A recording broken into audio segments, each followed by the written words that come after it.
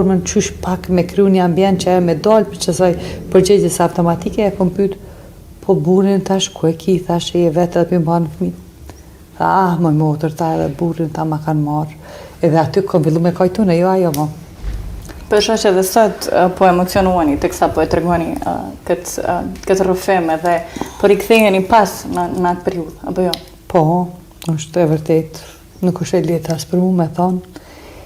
Edhe dyshysh e kam si peng, se kam shumë histori në Kukës, po kjo të gruende nuk e kam arrit me vu kontaktin. Nuk e harron, e ke parasysh? E kam parasysh, po vuj ma shumë që s'kam arrit me mbajt kontaktin me te.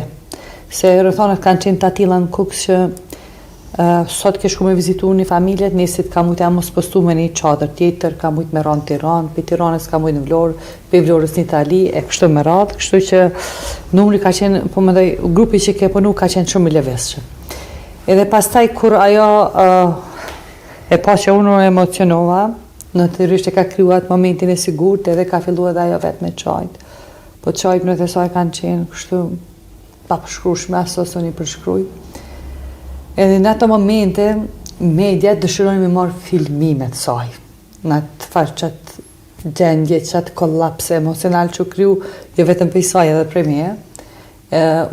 Mundosha mi mbajt mbyllë me dorë fizikisht. Po e shë ashtu strejt. Po të mundu me mbajt qatë farë hapësirën sigur që e kryova me ta, edhe fatmirësisht arrit e mëra kuptu edhe mediat se u kuptu qartë që ajo e pat një thyrje emocionale shumë të fuqishme.